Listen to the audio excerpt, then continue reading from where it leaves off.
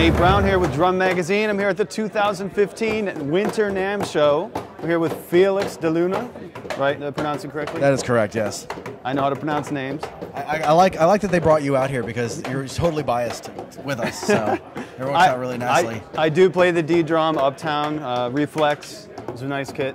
Thank you. I'm glad you dig it. And I get great compliments on the sound too on my videos. You know, your sound it went to the next level when you started playing our stuff. It so, did.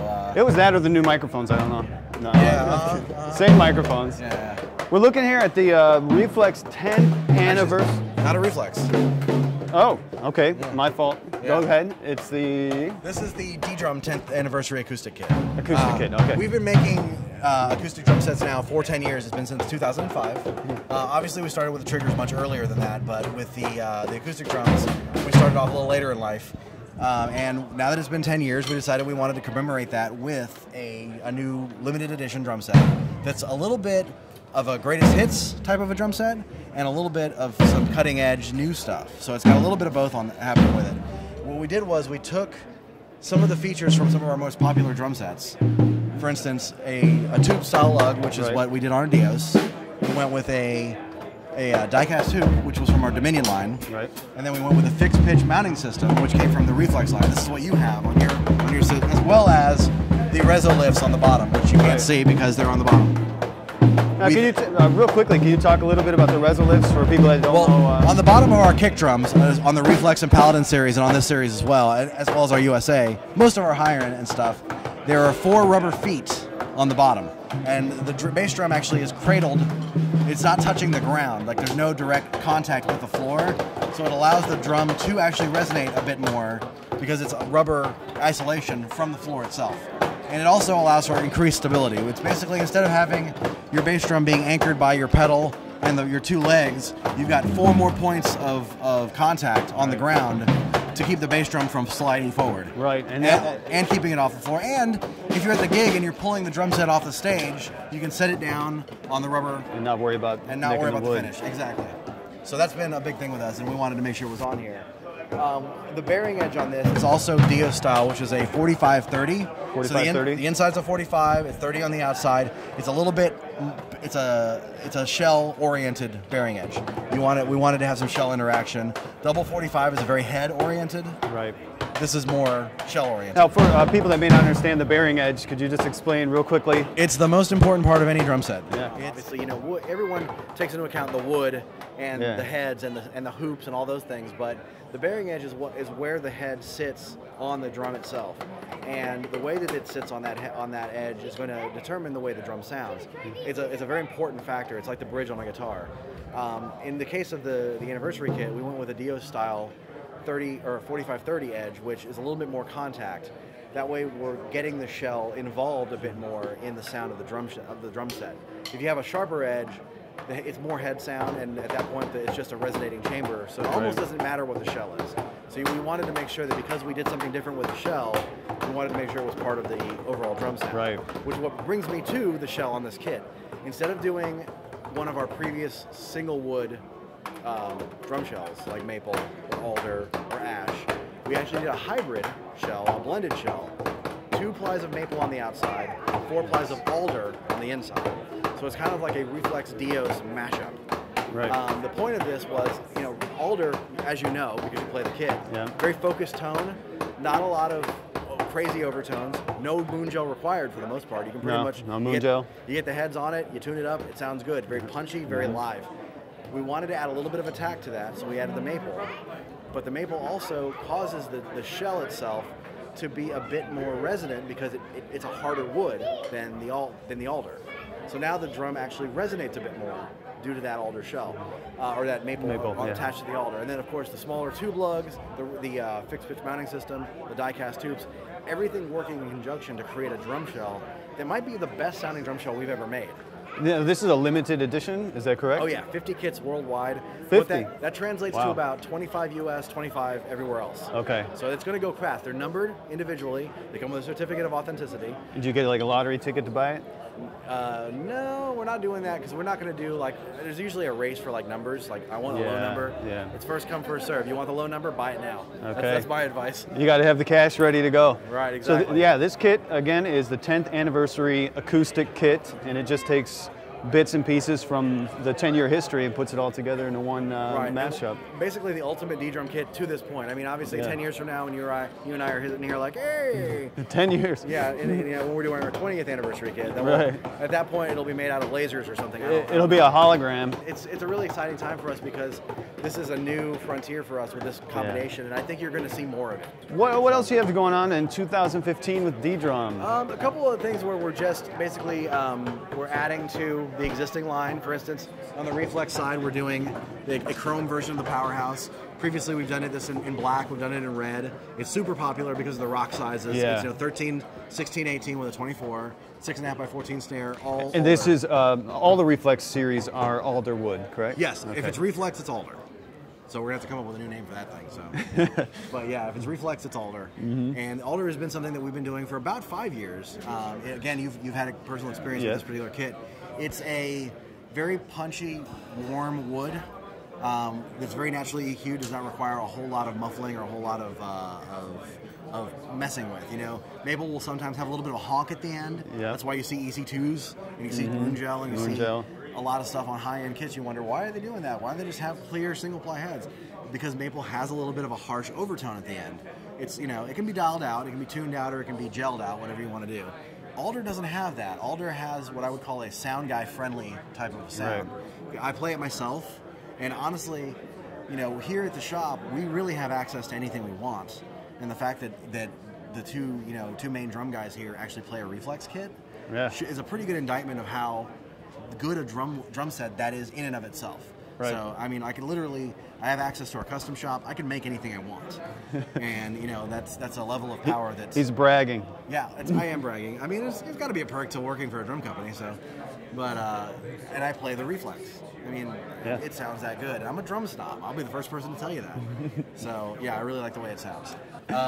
Reflex itself, there we've got this kit, and then the Bombardier, which is the big 26-inch kick drum behemoth. The Bombardier. The Bombardier, exactly. We did it in a black sparkle with satin chrome last time. Yeah. Now we're doing it in silver sparkle with chrome. Very classic rock. I can't name any names, but you know who you are when you're playing a 26-inch kick drum, 14, 16, 18. We know who you're into at that point. That's right. I mean, I play that myself. That's my Dios kit is that. I have a Dios kit as well. So it doesn't see the light of day because unfortunately, you roll into with a 26-inch kick drum, and it's going to wake up some people. It does. It's a very venue-specific sound, but for those who want it, we have it, which is a very cool thing. Right. And now we're at the Ddrum USA Standard Kit. I was playing on this a little bit earlier. Sounds great. Want to tell us a little bit about it? Yeah, we've always done USA drums. Most of the people are familiar with the USA custom stuff, like we've done for Vinnie Paul, a few of our other artists. We're doing one for Barry Kirks this year from Shinedown. But not a lot of people have had the opportunity to really play or listen to, and we really wanted to start to be able to get these into stores. So what we did was we created the USA Standard Series.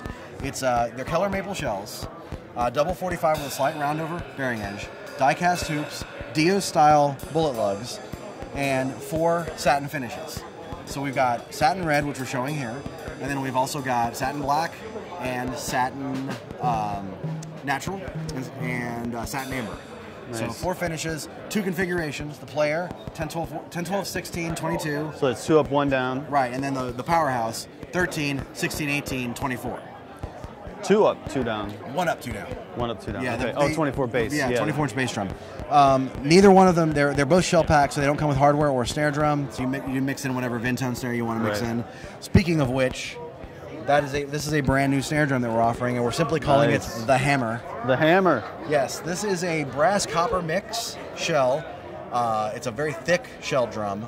Die-cast hoops, Dunnet R4 throw-off, and it is. How thick is that shell? I think it's 1.5 mil. It's a beast. Yeah, it's a really thick shell. And the idea is, we've had a few people kind of running tests on it. Everybody kind of wants the bell brass. I say that with quotes because that's not exactly what this is, but the bell brass style snare drum. Right. Thick brass shell. And especially a lot of the people, in heavier rock bands, you want to be able to hit something and have it just belt out. Yeah. Yeah, but be warm because brass is warm. And that's what this drum basically accomplishes. Right. It's the first time we've done a thick metal shell since our cast chrome snare, which was a steel shell. This is a really, really. Well, I'm going to show. Really, yeah, I'll show what they sound like. Yeah, give it a second.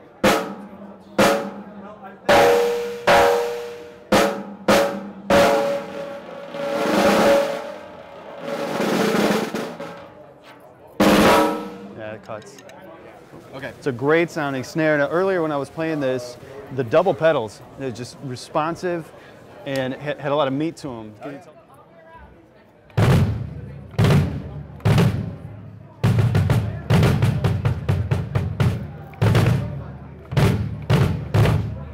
Can you tell us about that? That is our Mercury Double pedal. What we've got there is a eccentric cam, so it's like an accelerator style cam.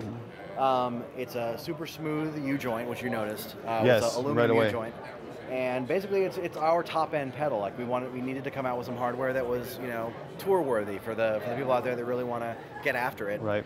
And I'm particularly proud of this pedal because I played a different brand for a long time, and I've switched over to this full time now.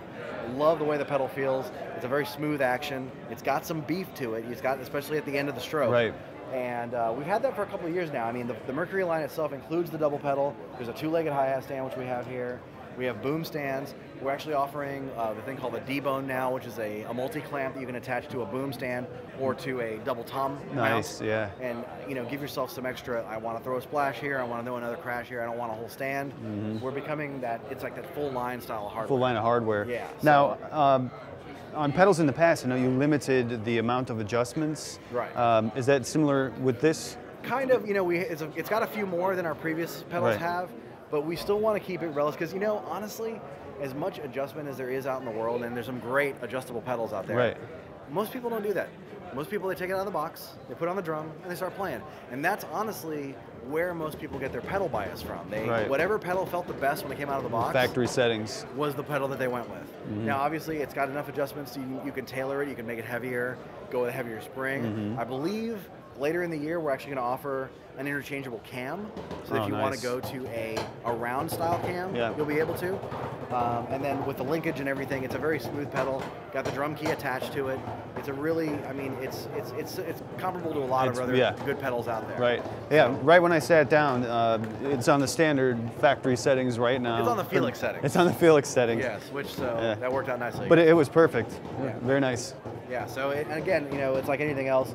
I always recommend that when someone gets a pedal out, they do adjust it because, if something's not exactly what you expect it to be right off the bat, there's so many adjustments on a pedal. Right. You can make anything feel good, but this is a really well-built pedal. We use it's a really well put together piece of percussion gear. Now we're over here at the Hybrid CK, and I noticed a lot of people sitting down and playing this. It's generating a lot of interest. Yes, for sure. Tell us about this. This is the Hybrid CK. It's an offshoot from our Hybrid series, which was originally 10, 12, 14, 16, 20 by 20 inch kick drum, 13-inch snare. It's a really popular drum set because it has triggers built into it, which is what we're known for. D-drum, the D&D drum is digital. Yeah. That's what we started as. So we wanted to make sure we still maintain that lineage with our acoustic line, and that's what we did with the original Hybrid kit. The CK compact kit is the next generation compact drum set. Right. The idea here is that there's a lot of other companies that offer a smaller size drum set for convenience or for smaller stages, but they don't include the one thing that we include, which is triggers. The triggers allow us. Now, this is a good sounding acoustic drum set. As you've seen, we've not got it plugged into triggers at the moment. Right. It's just acoustic, and no one has been able to get it to stay off of it. So it's a really good sounding drum set. It's a birch shelled kit, so it's going to sound good. However, once you bring the triggers into play, either triggering your favorite brain or one of our D-drum brains, at that point, you have the sky's the limit on your sound options. I mean, whatever samples you're comfortable using, whatever samples you want to use in your existing brain or off of your laptop or whatever your thing is. You just plug it in. Plug it in, XLR, 2-pin hot, just like any other D-drum cable, and you get going, and you can take this to the gig, and they'll see it and they'll be like, oh, what a cute little drum set, and then boom, Whitesnake. You're playing some Whitesnake, and it sounds like Tommy Aldridge circa 1988 because you got that sample on there. Because you got it in there. Yeah. So, nice. I mean, it is really it's a good solution to a problem that some people probably may not even realize that they had, but. Sound reinforcement, sound replacement, this kit kind of covers it all. Yeah, and for those of you that aren't familiar with triggers, when you hit the head, it runs through a wire just like an electronic drum kit, so you're getting both the acoustic sound and the sound of whatever whatever sound you want. Right, whether it's a trash can lid or whatever. Right. And I'm going to just play this for a little bit.